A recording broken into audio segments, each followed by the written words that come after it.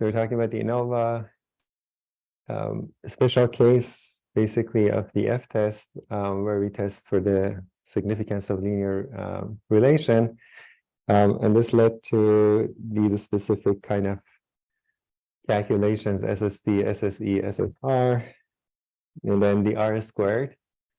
And we talked basically a lot about R squared. Okay, so there's a lot of ideas associated with it. So it measures the strength of linear relation. It's like a multivariate version of the correlation coefficient. It's different from the effect size. So it's an invariant under scaling of the coefficient, the covariates. We can always get R squared 1 sort of by keep adding covariates. So it's not necessarily a good measure of model selection. We talked about overfitting a little bit towards the end. I'll come back to this when we discuss model selection. And so there's an example, which I'm going to skip, that I'm sure you can do. Now you just plug in. So this is about that gas consumption. Ideally, you plug in the information, and so you get the SST, you get this SSE, and then you get the F-test. There is a bit of discussion of the mean and the variance of the statistic, which we actually talked about at some point. So asymptotically, what happens, so you can compare. So this is that. And then comparison of several treatments. I posted something on Campus Fire. So there is like one of the previous in one of the previous lecture classes, like previous years, I go into details of this, and I can ask also Iran to cover it. But since Monday was a holiday, and you need this for your homework, just look at that video, okay? And he also talks about the first problem, so it gives you hints about the first problem as well. So this is another special case. So there's nothing new.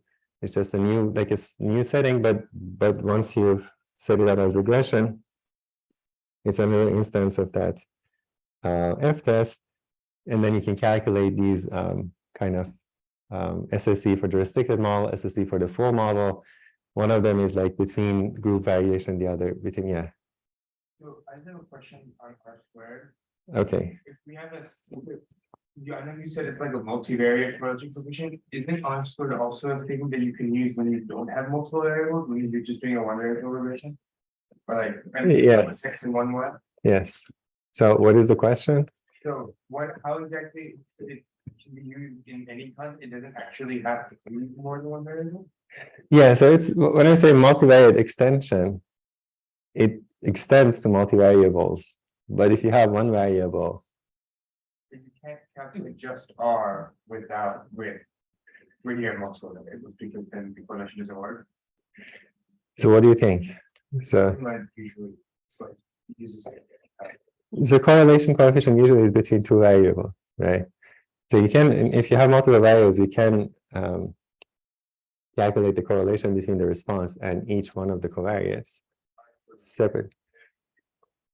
It's some form of a total correlation between the response and all of, like, measures how well collectively these can explain, right? If you remember the projection idea. You can use R squared when you have just a single response and a covariate, and encourage you to try to calculate it. It should give you something like squared of the correlation coefficient. It's a very good exercise. Good question. Any other questions? Okay, so this is something that I want to skip basically, but in this case you calculate again this SSE for the full model, and for restricted model would have interesting interpretations within group variation, across group variation. Just set the problem up, write down what the general F-test is, and what comes out are these interesting quantities, okay?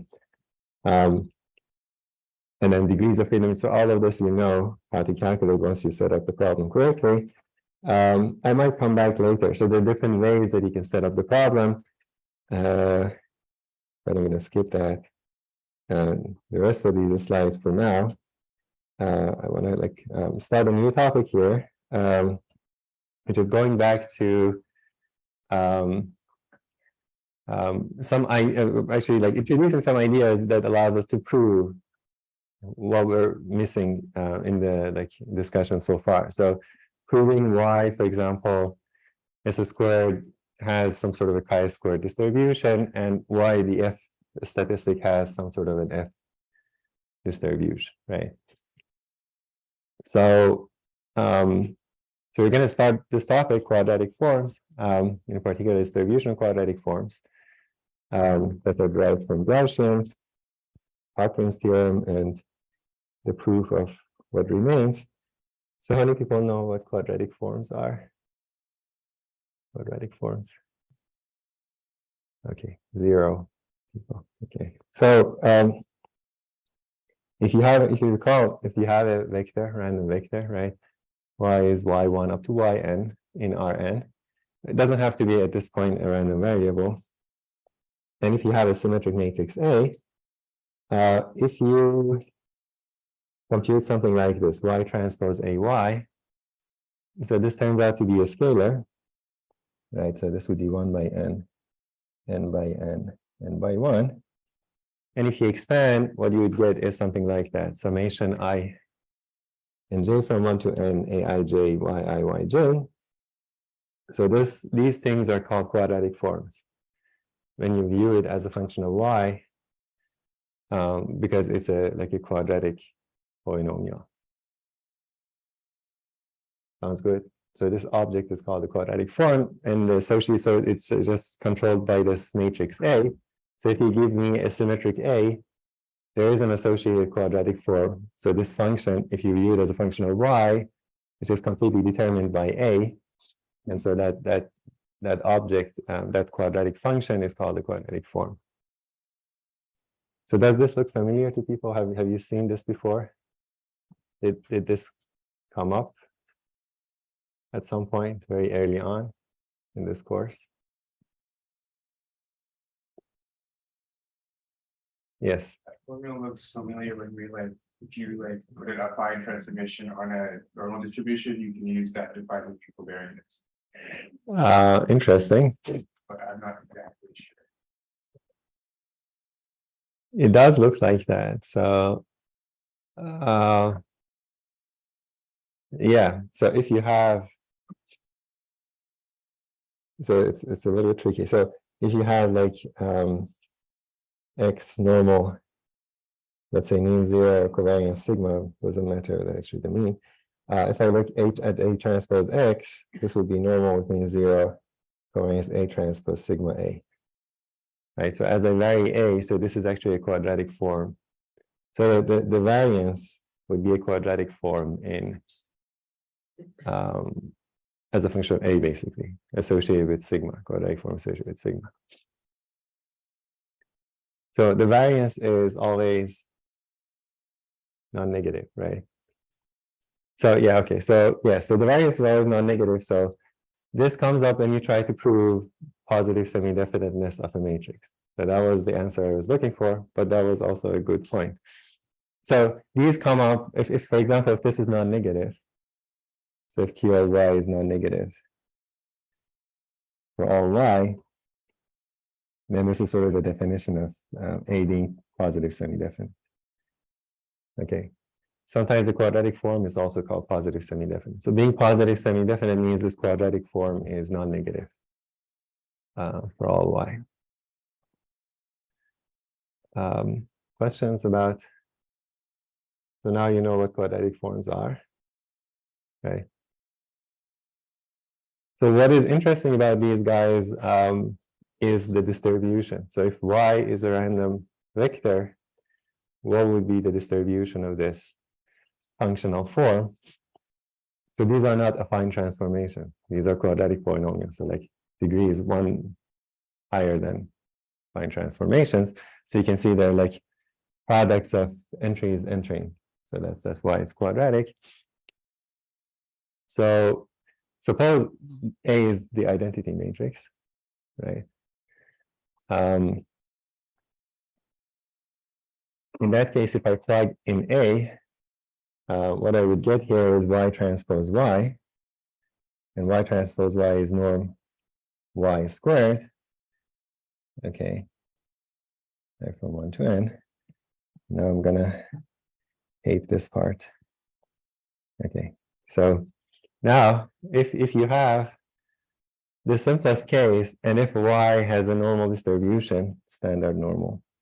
So suppose y has a normal between 0 and in. So what is the distribution of qy? Anyone can?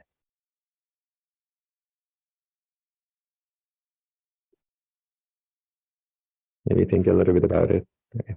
So 30 seconds. So y is like this. Like a is identity, so qy is just really normal y squared, which is just sum of yi is squared. And we actually know that this is, so yi's are IID, standard normal.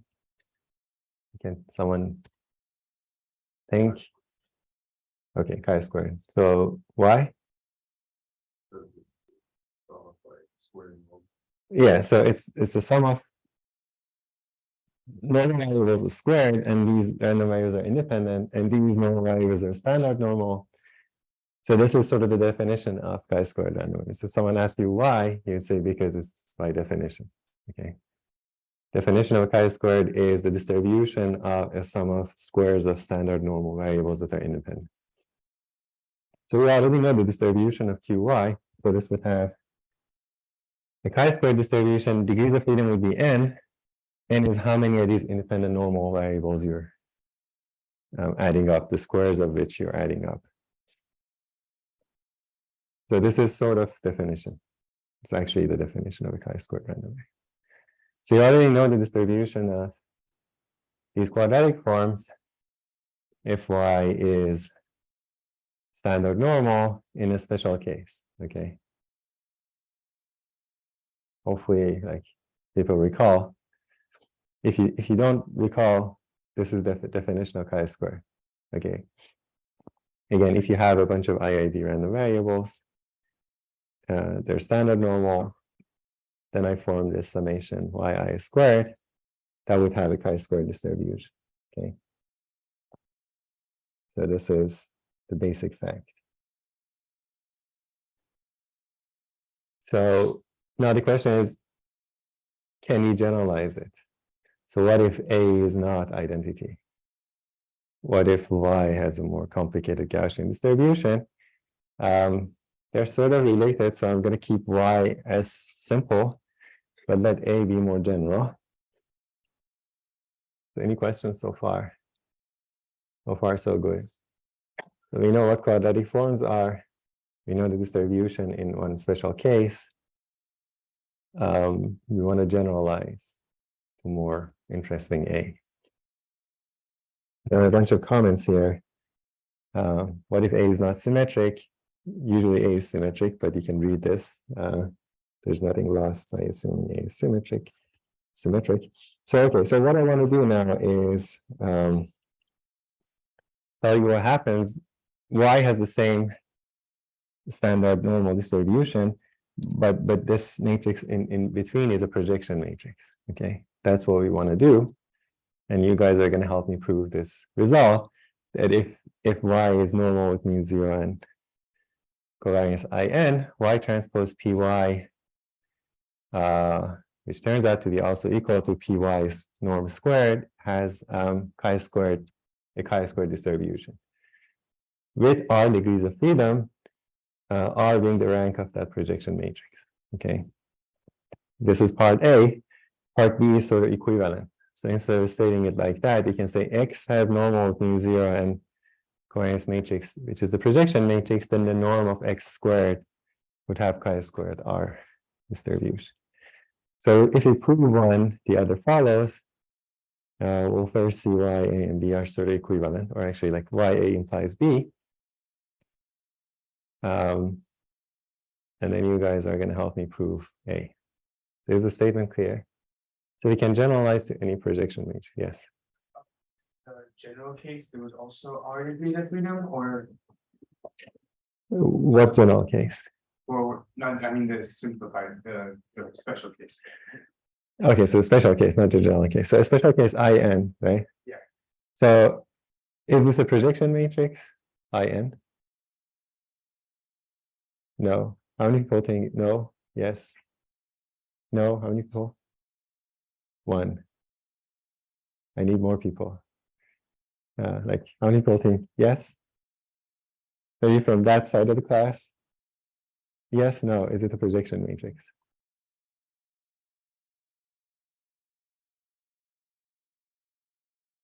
The quiet quadrant.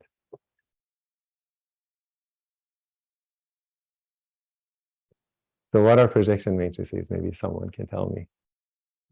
Is it symmetric and idempotent? Yes, but someone. Yeah, so symmetric idempotent. Okay, now someone tell me if this is a projection matrix. Yes, okay, I see. Why? It's symmetric. Is it idempotent? Yes. So it's like a projection matrix. It's just a projection matrix. Anyone knows what it projects onto? What is the space onto which it projects? The whole space, yeah. So basically everything is going to be projected onto itself in Rn. So this is what we talk about as a special case, like a special case of which is this. So what is the rank of this? Full rank n, yeah. So you get the degrees of freedom n, right? So that's. So this is really a generalization. So it works for any projection matrix. This is including In. So if we put In here, the rank is n. So you get chi-squared n, but that sort of doesn't require any proof. Sort of, we're going to reduce the problem to that special case, actually. So that's how you're going to do it. Any other questions? That was a great question. Other questions?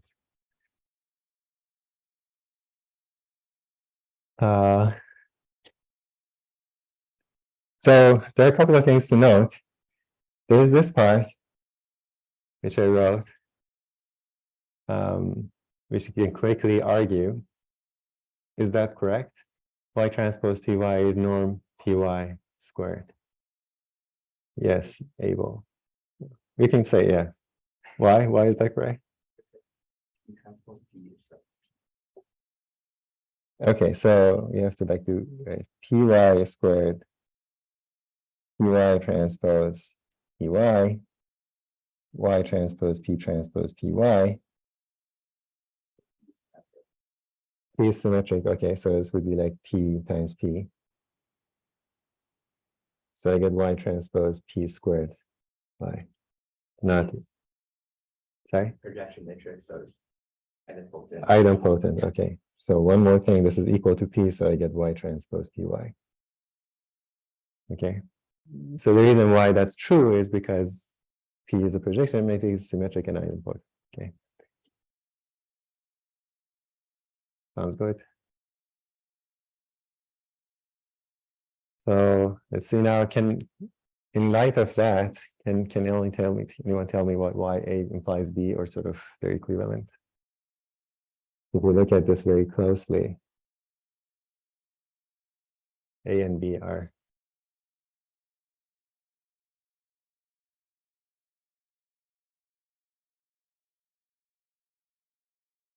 I'm going to give you a hint. So let's call PYX. So if I call PYX, what will be the distribution of X?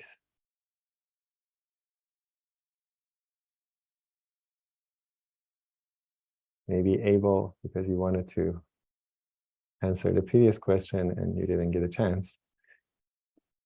So if we have Y distributed like this, PY is equal to X. Affine transformation, yes.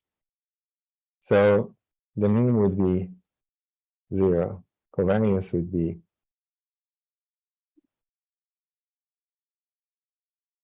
covariance of Y P transpose, which would be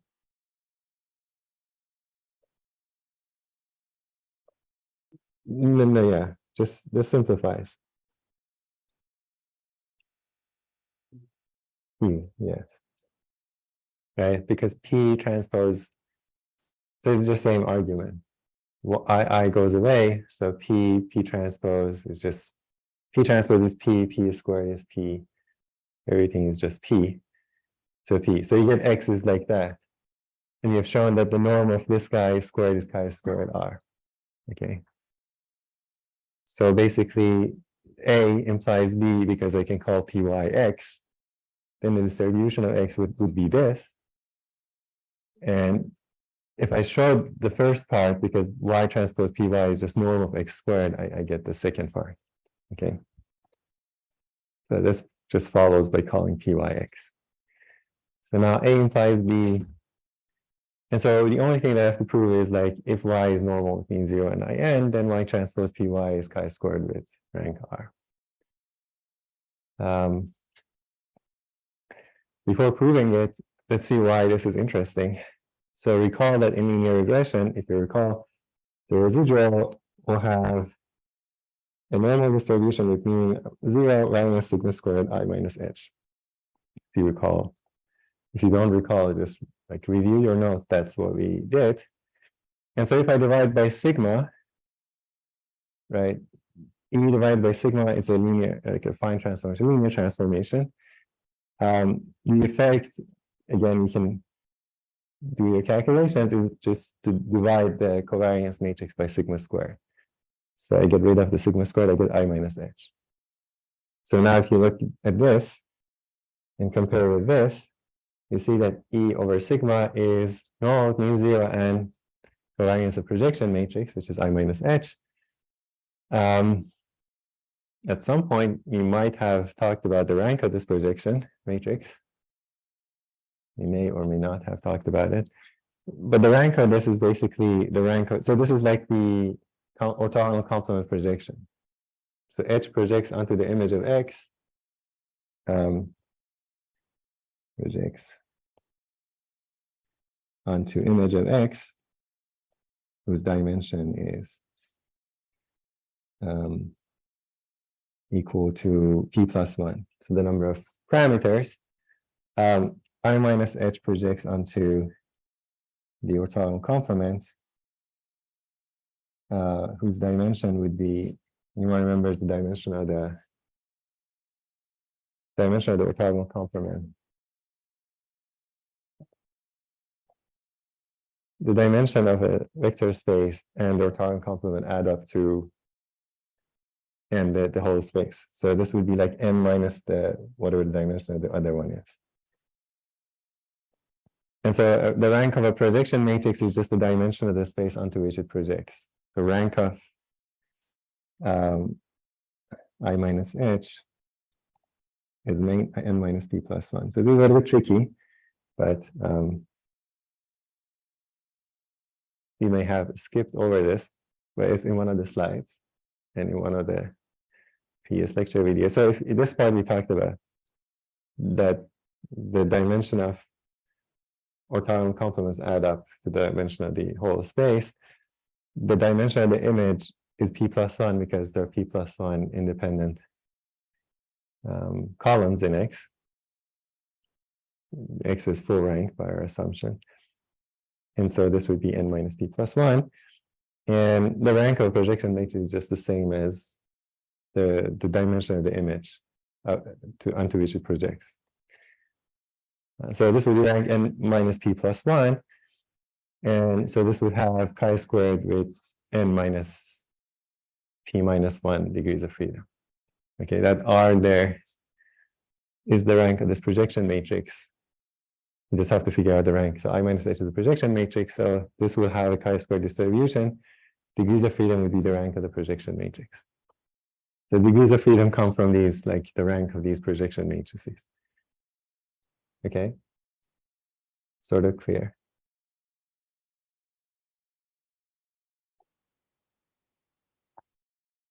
This was a little bit fast, but maybe come back. If it was not clear, let me know. Think about it. If it wasn't clear, we'll come back to it later. We'll do more of this kind of calculation later. Sounds good.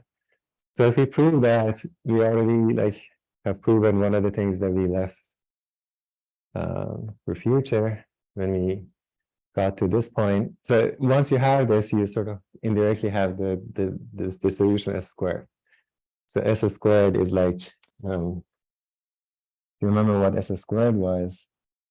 Anyone remembers what S squared was? 1 squared divided by 2 minus 2. All right. So that was our estimate of the variance. So that would be like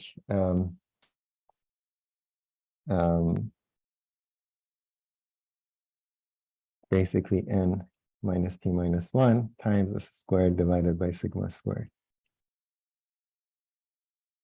This is equal to E divided by sigma squared. And so this is what we actually use to construct the t-test.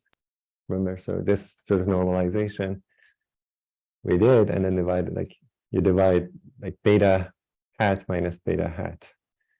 So beta hat I minus beta I divided by square root of this, and you count for the degrees of freedom, or the degrees of freedom chi-squared, then we get the t-test. Or t-distribution. Sounds good? Okay. So now to the main point is trying to prove part A. Okay, any questions before we go there?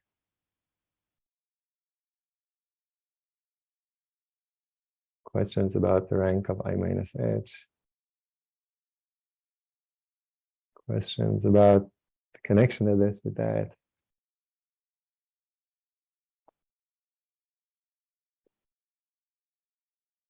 Okay, so how do we prove A?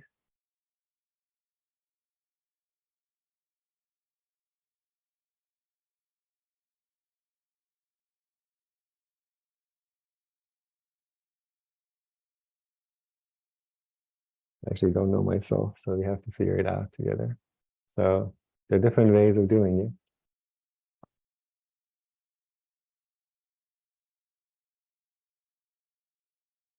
So what we want to do is to reduce it to this case, right? I want to sort of define a new random variable such that I can use this definition. So how do we actually do this? So one thing that we can do, so there is a very powerful result about symmetric matrices that we talked about in the first lecture. So whenever you don't know what to do in a problem involving a symmetric matrix, the first thing you try is a very powerful result, which tells you symmetric matrices basically act like diagonal matrices if you choose a proper transformation. Anyone remembers what that result is?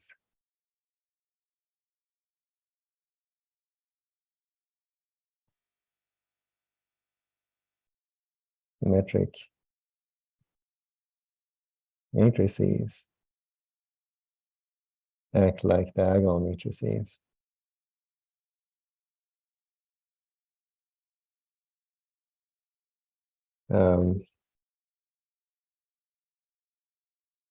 Once we use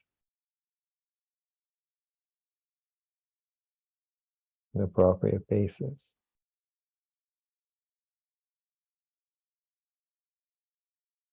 Anyone remembers anything similar to this? Yes, exactly that. So anyone heard what was your name again? Ayub. Okay. Anyone heard what Ayub said in the back? No. So you have another chance to tell me what the name of this result is. It's one of the two main things that we talked about in linear algebra. Rather quickly towards the end, involving like a German word. Eigen something. Okay.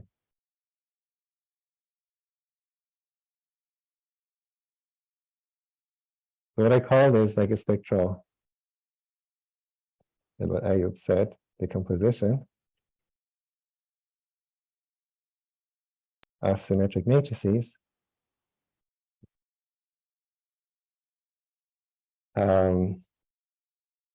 it's related to eigenvalues and eigenvectors.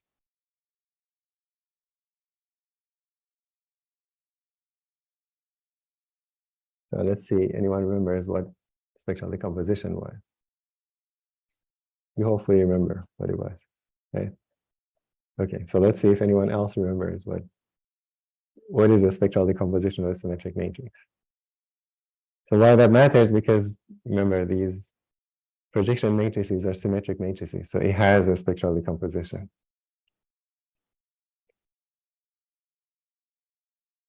Anyone can maybe like 30 seconds, you can go back through your notes. You can cheat. Tell me what the spectral decomposition is. So I want to write a spectral decomposition for P. What would it look like?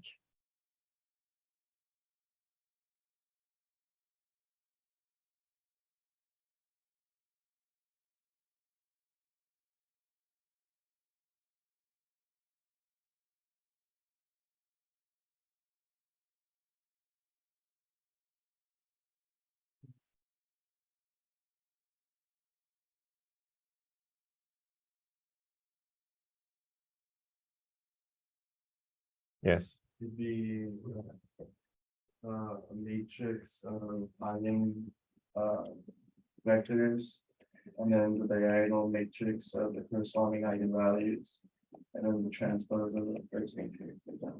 Okay, a matrix of eigenvectors, and call that U. A diagonal matrix of eigenvalues, right? Diagonal matrix of eigenvalues corresponding to those eigenvectors, lambda, and then transpose of the first matrix. So this would be diagonal, right? Would be a diagonal matrix lambda 1, lambda 2, up to lambda n. So these are the eigenvalues of the matrix, the n of them. Potentially, like including the multiplicities. And then the eigenmatrix of eigenvectors, this, so what are the eigenvectors here? They're columns. They're columns of this, okay. On the columns. So what I have is u1, u2, un. So these are eigenvectors. So u1 would be the eigenvector associated with lambda 1, right? u2. So basically we would have like p ui is equal to lambda I ui, something like that. But there is more sort of to this spectral decomposition. There are special properties of these. Right. So the way that we can choose them to be orthogonal. So 0 if I is not equal to j, and 1 if I is equal to j. So when I is equal to j, that would be just the inner product of ui, and ui is the norm. So norm, like the L2 norm is 1, and they're orthonormal, like orthogonal. So it's sometimes called orthonormal. It's like an orthonormal. It's an orthonormal basis for Rn. So they form a basis because they're orthogonal, so they're linearly independent. And none of them is 0 because they're unit norm. So they actually are, they form an orthonormal basis for Rn. So if you change basically, so the idea is that if you change to this basis, here looks like a diagonal matrix. So we didn't talk much about this, but that's the intuition. So you can just do this transformation on the space. So this is like transforming back. So U transpose would be the inverse of U. Anyone remembers the name of these matrices, like the matrices whose columns are orthonormal? Orthogonal, yeah, so this would be an orthogonal matrix. Orthogonal matrix. So this property basically is equivalent to saying U transpose U is IN. And because U is like square, then it also means that U transpose is like U inverse, which then means that U transpose is also IN. Okay, so U transpose U, if you just do it, U transpose U, this is like the Gram matrix. So you would have these entries. So U transpose U gives you the inner products. So saying that they're orthogonal and unique norm is equivalent to saying U transpose U is IN, but because it's a symmetric matrix, this identity tells you that U transpose is the inverse of U. And then inverse has the property that it's like, you know, left inverse and right inverse are the same for matrices. So you get that identity as well. Okay, so we know a lot about this decomposition. Okay, so the interesting part is that if I can sort of ignore the U and U transpose, I can treat P as a diagonal matrix if I can do that. And it turns out that in this problem, basically we can ignore U and U transpose, as we'll see. This is good. Any questions? It's just a recall of what spectral decomposition is. It's a very powerful tool to dealing with for dealing with symmetric matrices. But in this particular case, we know more because P is a projection matrix. So let's see if anyone remembers what the eigenvalues of projection matrices are. Homework 2, problem 2. Yes. All ones and zeros, right? Zeros and ones, yes. Why, if you remember? I remember it. Yeah, good. It follows exactly from this decomposition. Once you write it down, idempotence, it shows you, if you recall. A bunch of stuff cancels out. Basically, you get that lambda has to be idempotent. Lambda squared is equal to lambda, so each one of them squared would have to be equal to itself, and that equation just has like solution zeros and ones. So take homework to, if I recall, problem 2, eigenvalues of a projection matrix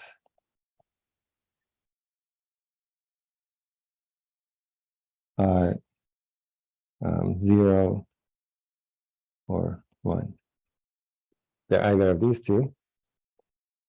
So how many ones? How many ones do we have? How many eigenvalues are 1?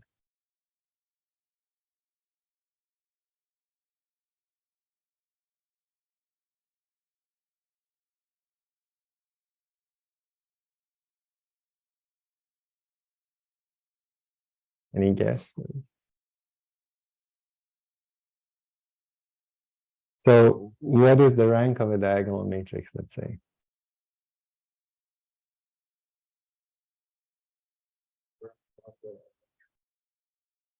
The number of non-zero entries. So a diagonal matrix, if you think about it, the rank is the number of non-zero elements on the diagonal, because like that's the number of linearly independent columns. So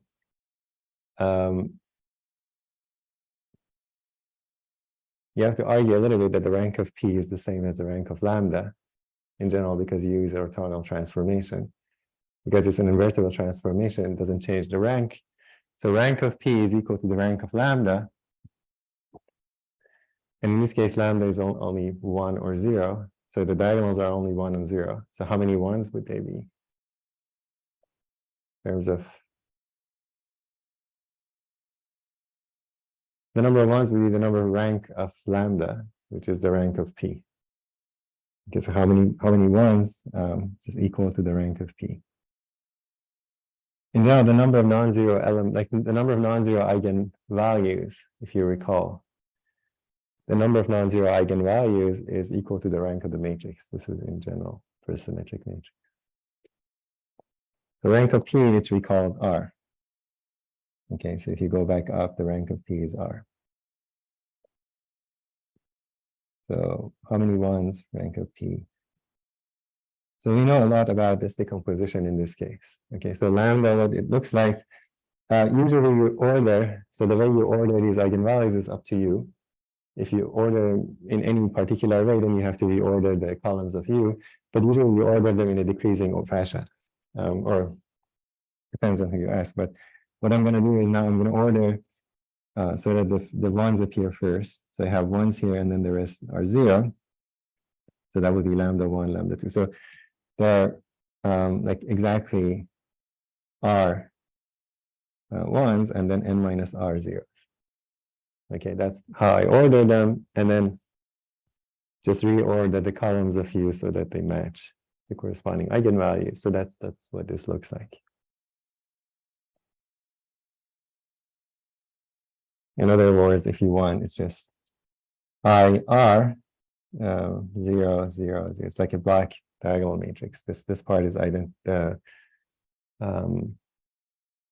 identity matrix of size R, and then the rest are 0. Okay, good.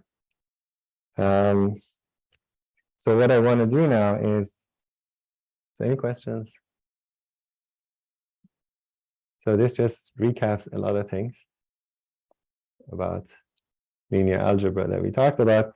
So now, like I have y is normal with mean 0 in, and want to show that y transpose py is chi-squared r. What I can do is I can plug in this decomposition, right? So I'm going to write y transpose py, y transpose u, lambda u transpose y. Okay. And then what I'm going to do is I'm going to do a change of variable. That's like the idea that if you change the basis. So I'm going to do this change of variable. I'm going to call this z. Okay. U transpose y is z. Now, can anyone tell me what this is? Y transpose u. Sorry? Z transpose, yes. Okay. So transpose, when you transpose things, you just flip and then transpose. So this is really z transpose lambda z, where z is defined to be u transpose y. So that's how you reduce the problem to the diagonal case. If I can figure out the distribution of z, then this is quite simple because the middle guy is diagonal. So let's first figure out what this looks like. So can you tell me, like, can you write this down in terms of the coordinates of z? So z is n by 1. This is n by n. This is n by 1. So I'm going to write z as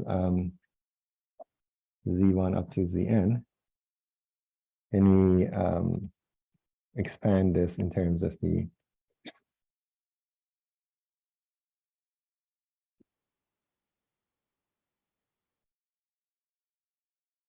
let's go back up. If you believe me that the general quadratic form has this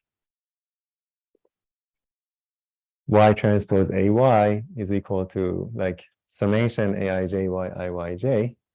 So now I want you to tell me what z transpose lambda z would look like, where lambda is diagonal.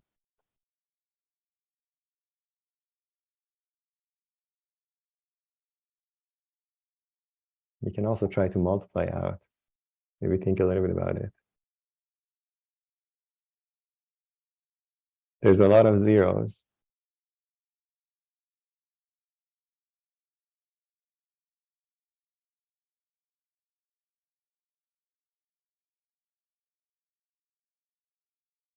Well, first you can tell me what happens if in general lambda is just lambda 1, lambda 2 up to lambda n.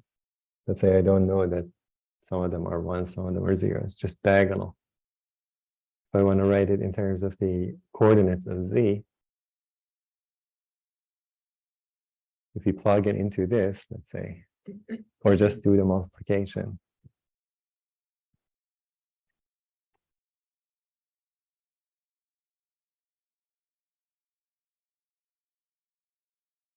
You can do it for n equal to 2 and generalize. Z transpose lambda z is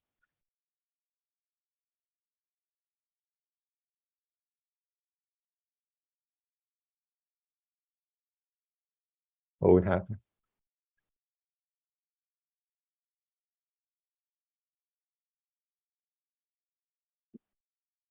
Yes. Once you get like, well, lambdas are 1 or zeros for, Just do this general case first. well, um,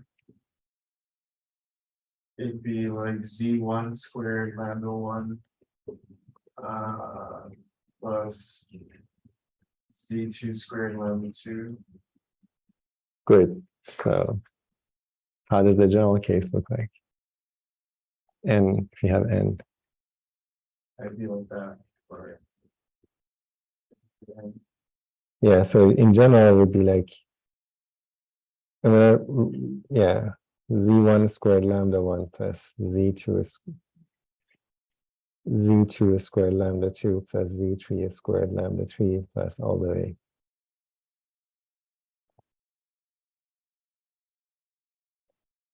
Okay, so I'm going to write it like lambda I zi squared. That's what it would look like. So all the cross terms sort of vanish. So if you look at this, aij is 0 if I is not equal to j. Only when I is equal to j is non-zero. Okay, so there are n squared terms, only n of the diagonal ones remain, and you get yi times yi squared. So you get aii yi squared. So this would be like summation lambda I zi squared. This we call lambda I. Okay. And now in this particular case, what happens?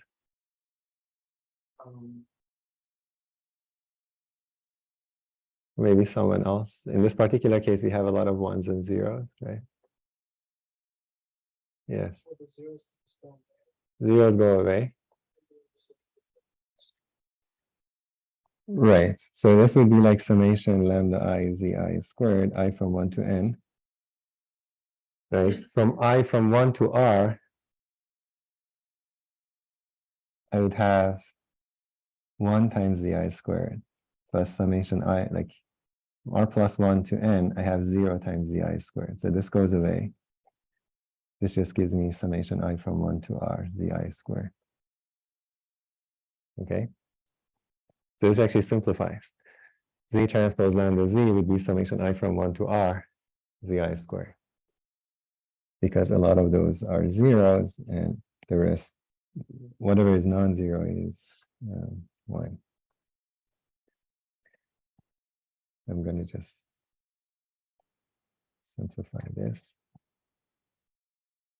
So just argue for yourself that this is summation I from 1 to r zi squared in this particular case. So that's good. What remains is to figure out what the distribution of this is. Okay, so what is the distribution of z? Now you have to tell me what the distribution of z is. Anyone from the back?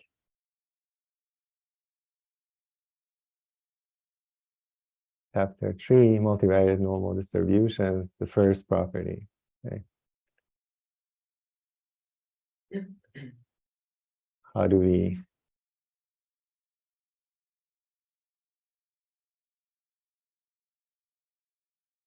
so U transpose Y, U is a matrix, constant matrix, right?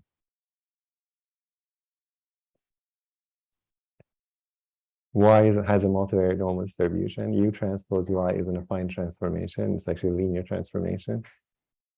So can you tell me what the distribution of Z is?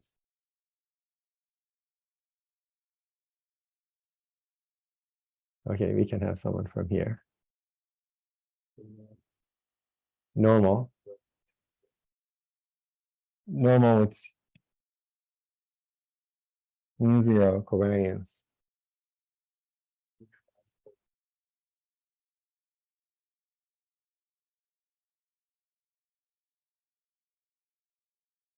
U transpose I, so IN is the covariance of Y, right? And you can simplify it as just identity. Why? Yeah, U is an orthogonal matrix, U transpose U is identity. Okay, so this is a lot of simplification, which is very nice. And what it's saying is that if Y has a standard normal random vector. When I apply U transpose and U both are orthogonal, you can just verify that U transpose is also an orthogonal matrix because of the property that we had there. So U transpose there. So if I apply an orthogonal matrix or it's transposed to Y, the resulting random vector will have the same distribution. So Z and Y are dependent, but individually they have the same distribution.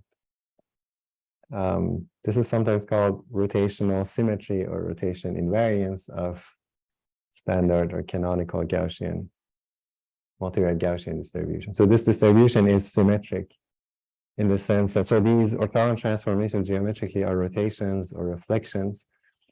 So if I rotate the random vector, the distribution doesn't change because it's circularly symmetric. So if you do it on R2, you can see like the level sets of this distribution are circles. So if you rotate the points, the shape doesn't change. So this is saying that. So if you rotate Y or reflect Y, the distribution of the resulting random vector doesn't change. There is a lot of symmetry that it has. Okay. So we reduce the problem considerably to a much like simpler problem without basically losing much. The distribution of Z is as simple as it can be, normal zero identity. Y transpose Py is just summation Zi squared with R degrees of freedom. We're almost done. So what can we say next? Am I done? This implies that Z1 up to Zn are IID normal 0, 1, if you recall.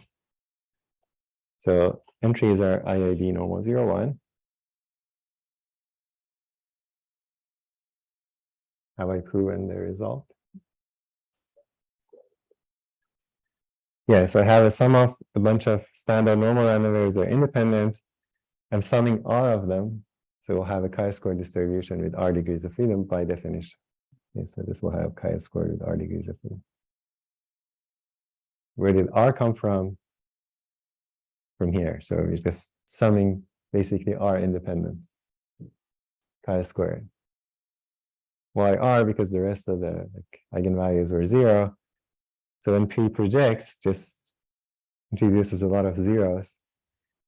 So you just get effectively R independent Gaussian variables squared. So you get chi-squared R. So at this point, it's by definition because this is the distribution of sums of independent, like squares of sums of squares of independent normal 0, 1. Sounds good? Questions?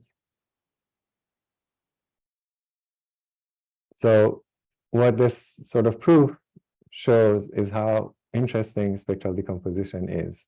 Okay, so spectral decomposition like coupled with Gaussian symmetry. So this is called sometimes spherical symmetry or circular symmetry.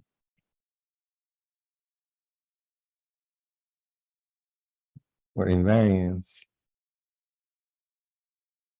Or invariance. Many different ways of saying that standard Gaussian, multivariate Gaussian distribution, this guy, is invariant under rotations and reflection, under orthogonal transformation. So spectral decomposition, change of variable, so U transpose Y basically is Y in the new basis. Sort of. So these are basically coefficients of Y in the new basis. The basis being U, the columns of U. And once I do the change, P looks like a diagonal matrix. So this quadratic form reduces to a quadratic form with diagonal entries.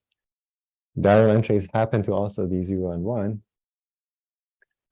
And so you get chi-squared with R degrees of freedom. So if you understand this, you can do a more general symmetric matrix. Okay, not necessarily projections. How far would this argument go through, do you think? So if P, so where did we use the fact that P is a projection matrix? In this proof. Yes. To get its, when you did the specific definition, then you could because this projection you said that the eigenvalues are all. Yes, great. So we use the fact that this projection matrix to conclude that the diagonal entries are ones and zeros. So if we don't do this, so if it's not a general, if it's a symmetric general symmetric matrix, that's still have the decomposition, but the eigenvalues are not zeros and ones necessarily. So everything goes true. So this transformation works. Still, like U is going to be orthogonal, so this is going to be true up until this point. Up until this, everything goes true. So up to this point, okay, but this doesn't simplify, and this doesn't have a chi-square distribution, but it has a distribution. Okay, so you can simulate from this distribution. So we'll have just a bunch of normal random variables. You square them and then you scale them by lambda I. That would have a whatever distribution you want to call it. You can name it after yourself. But as far as I know, that might have a name. Probably has a name. But you can simulate from this distribution. Okay. This is not commonly known. I'm reluctant to say it doesn't have a name because someone should have named it. But it's just a general distribution, okay? So there's nothing so special about chi-squared. It's just that it has appeared so often, and it's easy to calculate the density. Like all the properties are there's a lot of properties that people have figured out about it. So it has a name, it has like a certain degrees of freedom, but this in general is like a valid, like produces a valid distribution. There is a derived distribution from like independent Gaussian random variables, and you can simulate it in R. So you can plot the histogram, you can determine quantiles, whatever you want to do with it. So the argument is very powerful. It also tells you that in general things would not have chi-square distribution. The only way that this quantity y transpose y, like y transpose ay, will have a chi-square distribution in this case is if A has eigenvalues zeros and ones, in which case it has to be a projection matrix. You can also verify the other way. So if a symmetric matrix has eigenvalues zeros and ones, then it has to be a projection matrix. So sort of it's an only if and only if statement. Okay, sounds good. Spectral decomposition followed with properties of multivariate normal distribution gives you this result. And so if you go through this proof, try to understand every step, then it just recaps a lot of things that we talked about from basically lecture 2 up to this point. Questions? Okay. So we have this result. We have the distribution of E, and you can now like play with this. So you can, for example, come up with an example, which I'm not going to do. As an exercise, you can try to, for example, look at y bar and then ask what is distribution n times y bar squared. You can write this as y transpose ay for projection matrix. You can figure out what that projection matrix is, and it will have rank 1, so this will have chi-squared 1 degrees of like distribution. So do it as an exercise, and y bar squared is like y transpose ay for A being a projection matrix of rank 1, and then you can use the result. The next important result, yes. Posted these slides. Maybe not. Yes, I'm going to post them after class. Yeah, good question. The next important result is this Cochran's theorem about quadratic form. So the first result we proved. This one we're not going to prove, but you can try to prove it if you're interested. This is a special case actually for 2 quadratic or like 3 quadratic forms, but it's a classical result that's like sort of distribution, the f-test is based on this.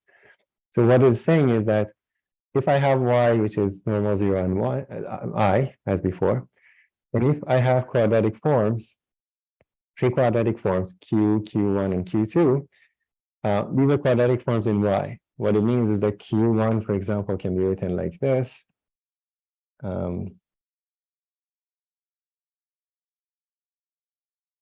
So Q1 can be written as Y transpose A1 Y. So there's a matrix A1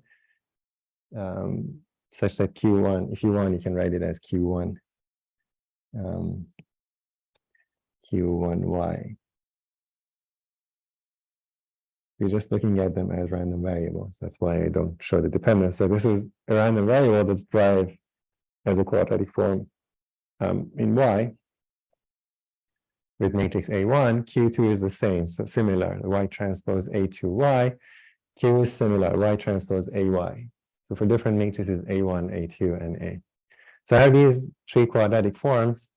They're all derived from the same Y, which is normal, zero identity. And I happen to have this identity. So Q is equal to Q1 plus Q2. Okay, this holds as well, always, at least for this particular Y. And furthermore, I know that the bigger one, so the one that's the sum of the two, is like chi-squared with r degrees of freedom. One of the components, so it's like a decomposition of quadratic form. So one of the components, Q1, has chi-squared with r1 degrees of freedom, and Q2 is non-negative. Okay, so I just know that these two have chi-squared distributions, and the last one is non-negative. Then the Cochran's theorem tells you this interesting fact that Q1 and Q2 have to be independent. It is a very strong statement. So there's no independence at this point. It's just that I know that this is chi-squared, this is chi-squared, this is non-negative, and these are all quadratic form. Then these components have to be independent. It's like magic. And then Q2 will have to have a chi-squared distribution. Degrees of freedom would be R2, which is the difference of R and R1. So basically, the degrees of freedom Q1 and Q2 should add up to R. Okay. Sounds good. So we're going to use it. We're not going to prove it, but the setting of the f-test is like designed exactly, or this is designed, or that is designed for application of this. So this also generalizes to n quadratic forms. Which I'm going to escape. So you know the distribution of all the components except the last one, or 1. And you know that that's not negative, then everything would have to be independent. Maybe stop here. Just questions about the statement. I want to use it to prove that result about the f-test, right, for which we have to recall. So I want to use this result that's seen in action. We can do it in 10 minutes.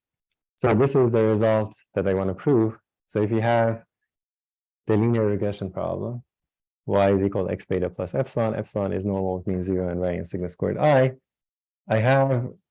project y onto, this was the full model, the basically image of x, if you remember. I project y onto the image of x, that's basically usual linear regression, I get a mu hat.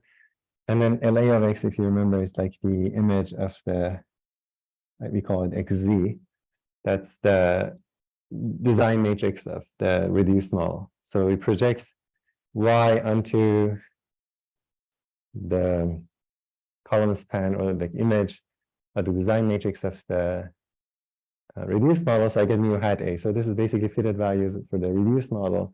This is fitted values for the full model. The difference squared divided by sigma squared is chi-squared with degrees of freedom q. This we can actually prove now that we have that result. And moreover, this additional sum of squares is independent of the residual squared. And from this, we derive the the f-test. Okay. So I wanna prove this. So see if I have the, okay, unfortunately we don't have the geometry, so I have to construct a figure here. So this is true under the null. So we have to assume that the null hypothesis is true. So let's see if we can figure this out. So you have this image of X, that's the full model. And then I have the reduced model, which is like the LA of X, or we call this image of XC. Your book calls it LA of X. And then I have Y here. We are under the null, so we know that the true mean is like on this smaller subspace. But I'm going to project it. Okay, this is not really. Okay, so let's say Y is this. I'm going to project it onto image of X. What would this be if we project Y onto the image of X?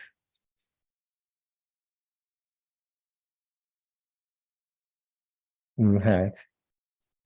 And then I project it onto the image of XZ, which would be, this would be mu hat A, if you recall. And the difference would be mu hat minus mu hat A. So what would be E, the residual of the full model?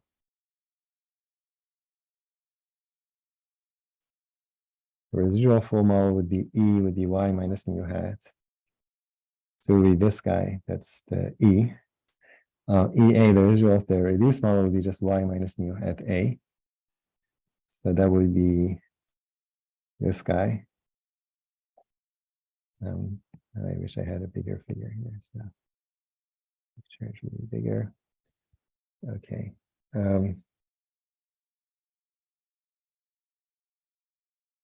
So we had a Pythagorean result here, if you recall, a very important orthogonality relation here. That was the basis of the F-test calculation.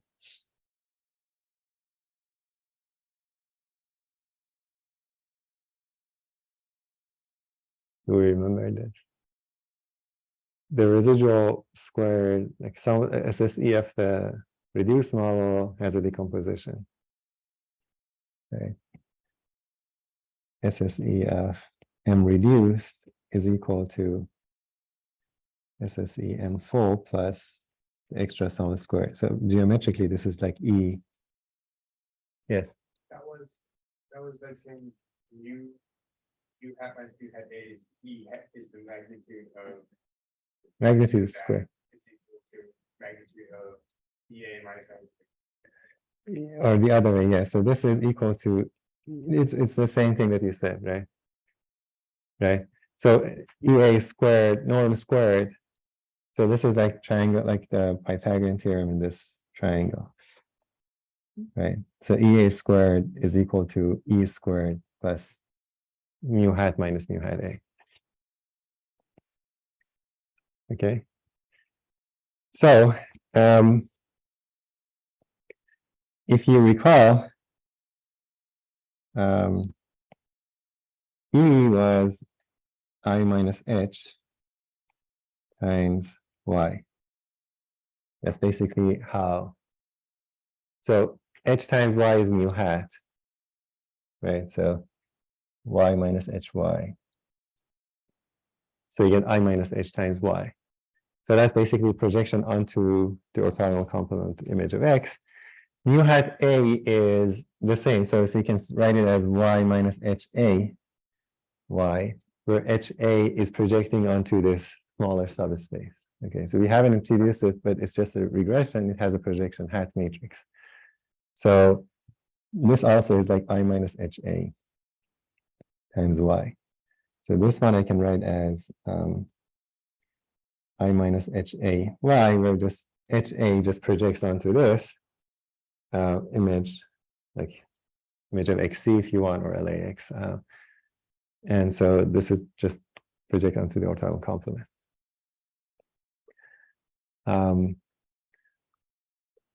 Now, like let's divide everything by sigma.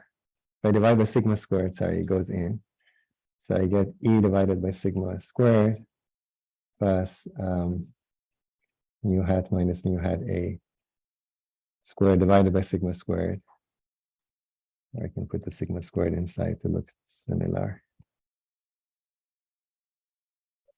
Okay, so this would have, if you remember, we talked about this shortly, like before. So this is like sigma squared I minus H. That's the distribution of this. So the distribution of this guy is normal 0 I minus H. So that's the first example that we did. If you recall, this was this calculation here. So E is like normal would mean 0 sigma squared I minus H. So E divided by sigma will have normal 0 I minus H. So this the norm of it would have chi-squared distribution. So this is that calculation there. So this has, okay, this distribution divided by sigma squared, divided by sigma will have this distribution. So this whole thing will have a chi-squared with n minus p plus 1 degrees of freedom. That's what we did as the example. This guy is also coming from a regression, right? So what can we say about this? This will also have a no. So the thing is, you're under the no. So both models are valid. So this is also is going to have a normal with mean 0 and variance sigma squared I minus HA. So this is going to have a normal distribution mean 0 I minus HA. And so this guy will have a chi-squared distribution with mean that the mean doesn't, we don't care. The degrees of freedom would be the rank of I minus HA. Yes. Is that one, would that be the Q like, that we have in the excess theorem? Like, You should tell me what is the rank of, so this is going to be the rank of this projection matrix. So what is the rank of this? the number of You have to figure that out. issues that you have. So that's like, this is like going to be, the rank would be like n minus the rank of HA. Okay, so it's going to be n minus rank of HA because it's like an orthogonal complement business. So rank of HA is the image of this guy. So the dimension of the image. What is the dimension of the image of this? The image of which one? The reduced model. Basically the rank of the design matrix of the reduced model. In this case, it's a line, right? In general. So Q less than the dimension of the other one because you have Q constraints, right? Right. So the image of X is like the dimension of this is P plus 1. The dimension of this would be P plus 1 minus the number of constraints that we put on beta, so Q. So this would be like n minus a whole lot of things. Okay, that would be that, right?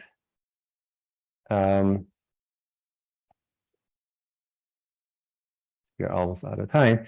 There is a bit of a trick going on here that I have to like convince you that these distributions are actually this because I come back like justify later why this is true, because you have to be careful that you're under the null.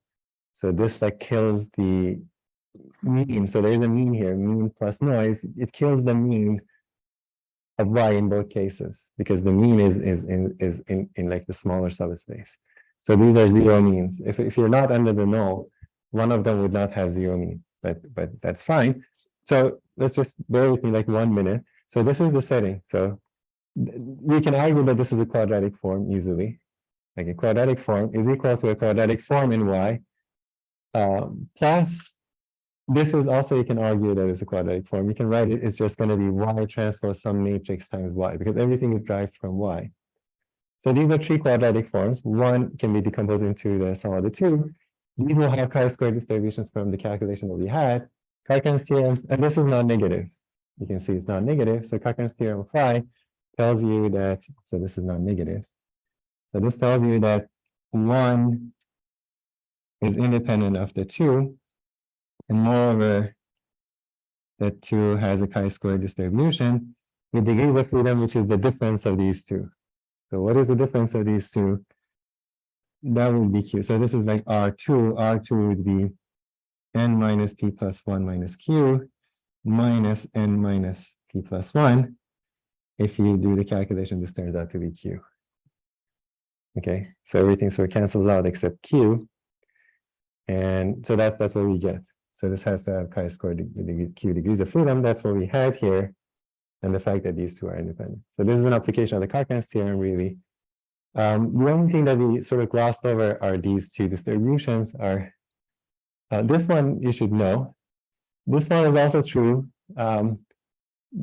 because it's a regression problem and the mean is in the image of X. I'm going to come back and sort of next time go over this a little bit like slowly. But basically this is the gist of it. So once you have written this identity, which is from the Pythagorean theorem, we now know the distribution of these using the theorem that we showed, and then you apply Cochran's theorem because this is not negative. You get that these two pieces are independent.